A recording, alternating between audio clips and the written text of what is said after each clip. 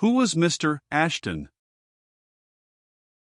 For the first time since they had entered the room, Drillford turned and glanced at Viner. His look indicated the idea which Miss Wickham's last words had set up in his mind.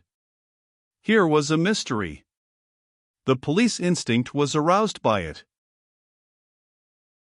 "You don't know very much about Mr. Ashton," he said, turning back to the two ladies. "Yet you're under his roof? This is his house, isn't it?" "Just so," assented Miss Wickham. "But when I say we don't know much, I mean what I say. Mrs. Killenhall has only known Mr. Ashton a few weeks, and until 2 months ago I had not seen Mr. Ashton for 12 years. Therefore, neither of us can know much about him." "Would you mind telling me what you do know?" asked Drillford. "We've got to know something, who he is, and so on." "All that I know is this," replied Miss Wickham. "My father died in Australia, when I was about 6 years old. My mother was already dead, and my father left me in charge of Mr. Ashton. He sent me, very soon after my father's death, to school in England, and there I remained for 12 years. About 2 months ago Mr. Ashton came to England, took this house, fetched me from school and got Mrs. Killenhall to look after me. Here we've all been ever since, and beyond that I know scarcely anything." Drillford looked at the elder lady. "I know, practically, no more than Miss Wickham has told you," said Mrs. Killenhall. "Mr. Ashton and I got in touch with each other through his advertisement in the Morning Post. We exchanged references, and I came here." "Ah," said Drillford. "And what might his references be, now?" "To his bankers, the London and Orient, in Threadneedle Street," answered Mrs. Killenhall promptly. "And to his solicitors, Crawle, Paul and Rattenbury, of Bedford Bow." "Very satisfactory they were, no doubt, ma'am," suggested Drillford. Mrs. Killenhall let her eye run round the appointments of the room. "Eminently so," she said dryly. "Mr. Ashton was a very wealthy man." Drillford pulled out a pocketbook and entered the names which Mrs. Killenhall had just mentioned. "The solicitors will be able to tell something," he murmured as he put the book back. "We'll communicate with them first thing in the morning. But just 2 questions before I go. Can you tell me anything about Mr. Ashton's usual habits? Had he any business? What did he do with his time?" "He was out a great deal," said Mrs. Killenhall. "He used to go down to the city. He was often out of an evening. Once, since I came here, he was away for a week in the country, he didn't say where. He was an active man, always in and out. But he never said much as to where he went." "The other question," said Drillford, "is this: did he carry much on him in the way of valuables or money? I mean, as a rule?" "He wore a very fine gold watch and chain," answered Mrs. Killenhall, "and as for money, well, he always seemed to have a lot in his purse. And he wore 2 diamond rings, very fine stones." "Just so," murmured Drillford. "Set upon for the sake of those things, no doubt. Well, ladies, I shall telephone to Crawle's first thing in the morning, and they'll send somebody along at once, of course. I'm sorry to have brought you such bad news, but—" He turned toward the door. Miss Wickham stopped him. "Will Mr. Ashton's body be brought here, tonight?" she asked. "No," replied Drillford. "It will be taken to the mortuary. If you'll leave everything to me, I'll see that you are spared as much as possible. Of course, there'll have to be an inquest, but you'll hear all about that tomorrow. Leave things to us and to Mr. Ashton's solicitors." He moved towards the door, and Viner, until then a silent spectator, looked at Miss Wickham, something impelling him to address her instead of Mrs. Killenhall. "I live close by you," he said. "If there is anything that I can do, or that my aunt Miss Pankridge, who lives with me, can do, perhaps you will let me call in the morning." The girl looked at him steadily and frankly. "Thank you, Mr. Viner," she said. "It would be very kind if you would. We've no men folk." "Yes, please do." "After breakfast, then," answered Viner, and went away to join the inspector, who had walked into the hall. "What do you think of this matter?" he asked, when they had got outside the house. "Oh, a very clear and ordinary case enough, Mr. Viner," replied Drillford. "No mystery about it at all. Here's this Mr. Ashton been living here some weeks. Some fellow, the man, of course, whom you saw running away, has noticed that he was a very rich man and wore expensive jewelry, has watched him, probably knew that he used that passage as a shortcut, and is laid in wait for him and murdered him for what he'd got on him. It wouldn't take 2 minutes to do the whole thing. Rings, now. They spoke of diamond rings, in there. Well, I didn't see any diamond rings on his hands when I looked at his body, and I particularly noticed his hands, to see if there were signs of any struggle. No sir, it's just a plain case of what used to be called highway robbery and murder. But come round with me to the police station, Mr. Viner, they'll have taken him to the mortuary by now, and I should like to hear what our divisional surgeon has to say, and what our people actually found on the body." As Viner and the inspector walked into the police station, Dr. Cortellian came out. Drillford stopped him. "Found out anything more, doctor?" he asked. "Nothing beyond what I said at first," replied Cortellian. "The man has been stabbed through the heart, from behind, in one particularly well-delivered blow. I should say the murderer had waited for him in that passage, probably knowing his habits. That passage, now, you know it really will have to be seen to. That wretched old lamp in the middle gives no light at all. The wonder is that something of this sort hasn't occurred before." Drillford muttered something about local authorities and property owners and went forward into an office, motioning Viner to follow. The divisional surgeon was there in conversation with the sergeant whom Drillford had left in charge of the body. "That is something on which I'd stake my professional reputation," he said. "I'm sure of it." "What's that, doctor?" asked Drillford. "Something to do with this affair?" "I was saying that whoever stabbed this unfortunate man had some knowledge of anatomy," remarked the doctor. "He was killed by one swift blow from a particularly keen-edged, thin-bladed weapon which was driven through his back at the exact spot. You ought to make a minute's search behind the walls on either side of that passage. The probability is that the murderer threw his weapon away." "We'll do all that, doctor," said Drillford. "As to your suggestion, don't you forget that there are a good many criminals here in London who are regular experts in the use of the knife. I've seen plenty of instances of that myself. Now," he went on, turning to the sergeant, "about that search? What did you find on him?" The sergeant lifted the lid of a desk and pointed to a sheet of foolscap paper whereon lay certain small articles at which Viner gazed with a sense of strange fascination.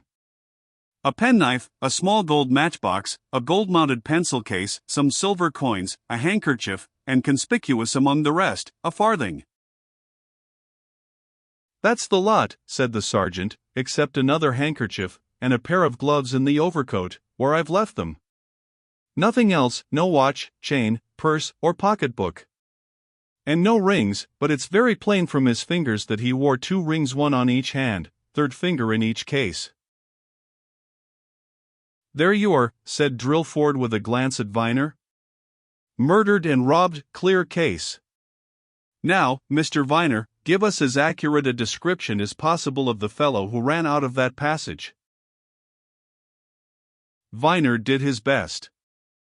His recollections were of a young man of about his own age, about his own height and build, somewhat above the medium. It was his impression, he said, that the man was dressed, if not shabbily, at least poorly. He had an impression, too, that the clean-shaven face which he had seen for a brief moment was thin and worn.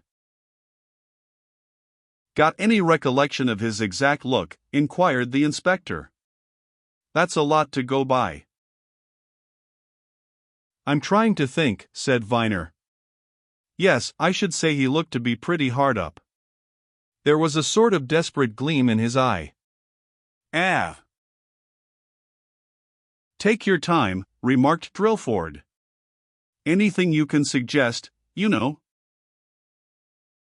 "Well," replied Viner, "I'd an idea at the moment, and I've had it since, that I'd seen this man before. Something in his face was familiar. The only thing I can think of is this: I potter round old bookshops and curiosity shops a good deal. I may have seen this young fellow on some occasion of that sort." "Anyway," suggested Drillford, glancing over the particulars which he had written down, "you'd know him again if you saw him?" "Oh, certainly," asserted Viner. "I should know him anywhere." "Then that's all we need trouble you with now, sir," said Drillford. "The next business will be tomorrow." Viner walked slowly out of the police station and still more slowly homeward. When he reached the first lamp, he drew out his watch. 12:30. Just 2 hours ago he had been in his own comfortable library, smiling at Miss Penkridge's ideas about the very matters into one of which he was now plunged. He would not have been surprised if he had suddenly awoke, to find that all this was a bad dream, induced by the evening's conversation. But just then he came to the passage in which the murder had been committed.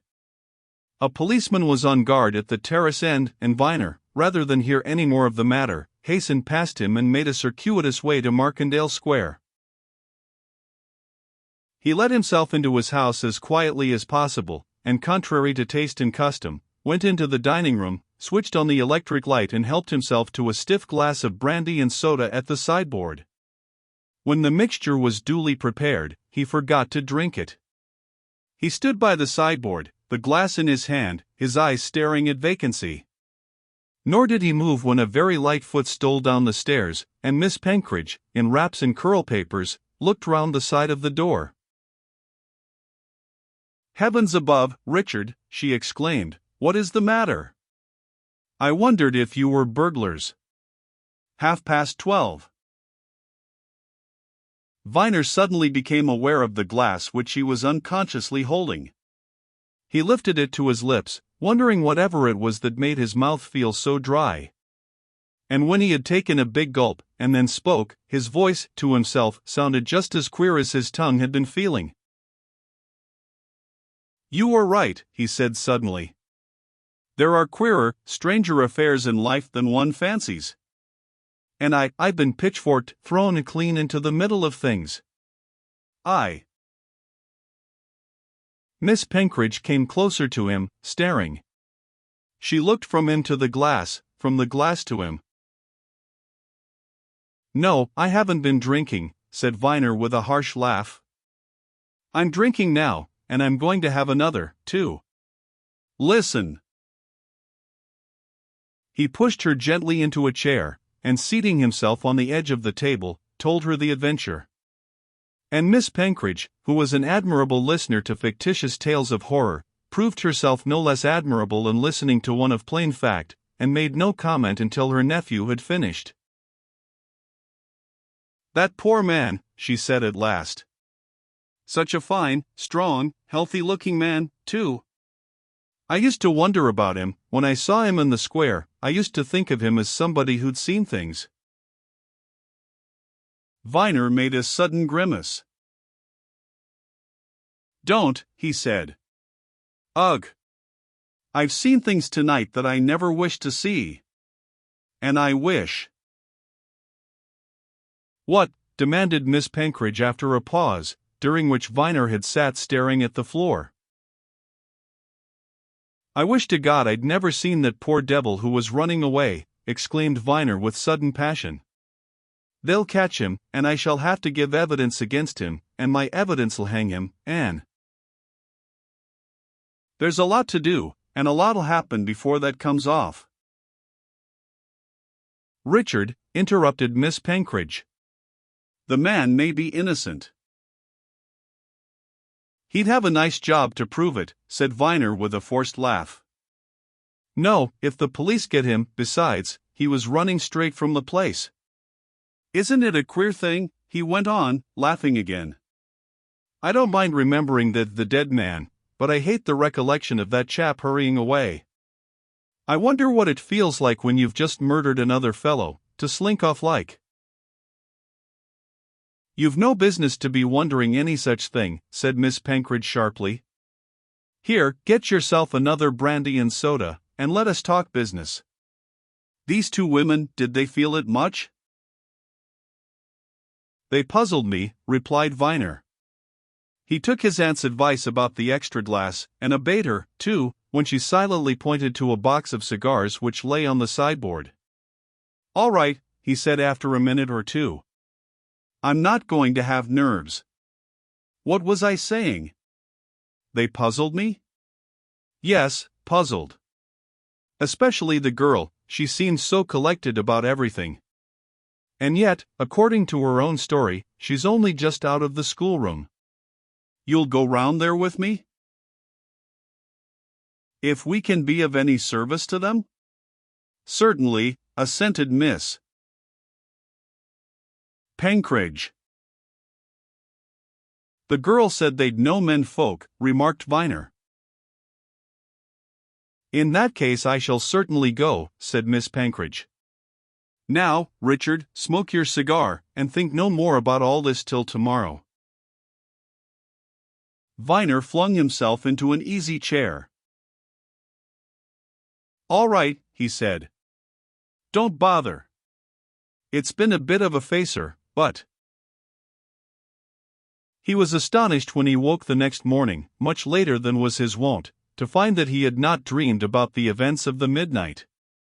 And he was his usual practical and cool-headed self when, at 11 o'clock, he stood waiting in the hall for Miss Penkridge to go round with him to number 7. But the visit was not to be paid just then. As they were about to leave the house, a police officer came hurrying up and accosted Viner. Inspector Drillford's compliments, and would Mr. Viner come round? And then the messenger gave a knowing grin. We've got the man, sir, he whispered. That's why you're wanted.